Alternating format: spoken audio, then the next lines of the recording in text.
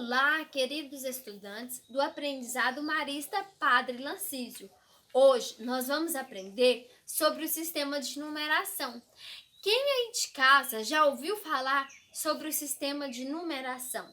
O sistema de numeração, ele é composto por unidade, dezena e centena. E aí eu preparei um exemplo para vocês. Bom, eu preparei com quadradinhos, mas poderiam ser outros objetos. Aqui, no caso, um quadradinho. Poderia ser 2, 3, mas como é um, então vai se chamar de uma unidade. Se fosse 2, 2 unidades, assim por diante. Mas, quando eu utilizo esse mesmo quadrinho 10 vezes, ele passa a se chamar de uma dezena. E quando eu quero usar ele mais vezes? Vejamos, eu peguei essa mesma coluna aqui de uma dezena, coloquei aqui, né, na centena. E aí, aqui tá na vertical, né, 10 quadradinhos na horizontal. Quando eu multiplico aqui a minha coluna da vertical com a horizontal, 10 vezes 10, 100. Então, eu tenho aqui uma centena, ou seja, 100 quadradinhos equivalem a uma centena. E aí, estudantes, nós temos classe e ordem, onde classe é formada por unidade, dezena e centena, e são separadas com um ponto. E na ordem, os números, eles começam da direita para a esquerda, e representa a posição do algarismo, do número, né, que compõe ali o nosso número. E aí o número que eu trouxe aqui para vocês, que eu escolhi, foi 122.725. Então, vamos separar ele, né, na classe aqui. Então, como da direita para a esquerda, conforme mencionado, 725 vai entrar aqui na primeira classe, a unidade simples, né, 725. 700 vem de centena, 20, né, dezena, 5 unidade. Da mesma forma aqui no 122 mil, né, de centena, 20 né, do 22 no caso, vem de dezena, o 20, né, o som, e que o próprio som nos faz lembrar, né, a própria nomenclatura.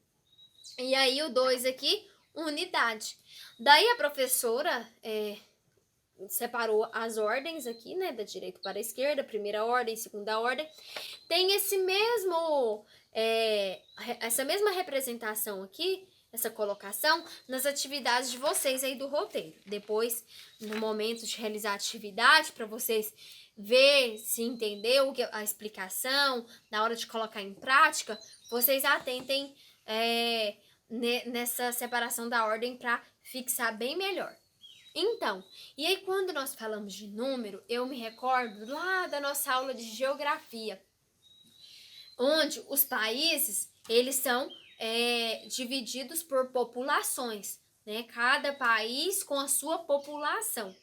E assim são as cidades, né? As cidades têm as populações e também tem os povoamentos. Então, existem países populosos, países, né, povoados.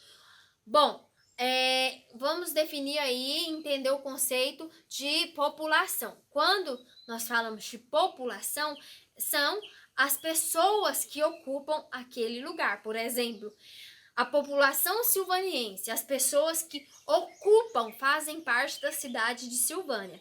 Aí quando eu falo assim, o povoamento da cidade de Silvânia, então são a quantidade de pessoas por quilômetro quadrado da cidade de Silvânia. Então, essa diferença, assim como tem essa diferença, né, na cidade, a quantidade de população e a questão do povoamento, que quantas pessoas aí por quilômetro quadrado, nós pensamos isso numa dimensão maior dos países, né? Um dos países mais populosos, a Índia. No nosso livro didático, nas informações aí que a gente procura na internet, nós temos esse dado. Então, e aí quando nós falamos de população, eu vou lá na nossa aula de história e sabe o que eu penso? Será que a sociedade ela já começou com esse tantão de pessoas tão populoso assim? Não, não é mesmo? A população, as pessoas vai aumentando tempo após tempo. Então, há muito tempo antes de Cristo, a sociedade, as pessoas, eles eram divididos, eram nômades. O que é isso? A cada época viviam em uma determinada região, em um determinado local. E aí, de repente, essas pessoas, né, que viviam nesses grupos, eles andavam juntos, né, em cada época, numa região, eles de repente pensaram, não, vamos separar em grupos, né, e aí esses grupos começaram a domesticar as plantas, os animais. Por quê? Começaram a plantar para sobrevivência, poder se alimentar. E a domesticar os animais para poder comer, se alimentar da carne deles e o couro deles, no caso, por exemplo, uma ovelha, né? Utiliza-se a carne e o pelo ali para tecer e fazer coberta, fazer roupa. Então, começou assim. E tem vestígios, né, disso em locais próximos aí aos rios, enfim, tem esses registros. E pensando, voltando, né, indo lá na nossa aula de sentido religioso, é possível nós refletirmos, pensar como que essas pessoas, né, eram formadas, esses grupos separados, cada um, né, começou a viver da sua forma, e assim é na nossa casa, né, cada um com a sua religião, com a sua forma de ser. E aí nas nossas atividades nós trazemos isso e a natureza, ela é modificada conforme as nossas interações e além da natureza ser nós também, né? De acordo com as nossas modificações, nossos conhecimentos, as coisas vão mudando, diferenciando aí. Eu espero que vocês tenham gostado da aula de hoje e até a próxima.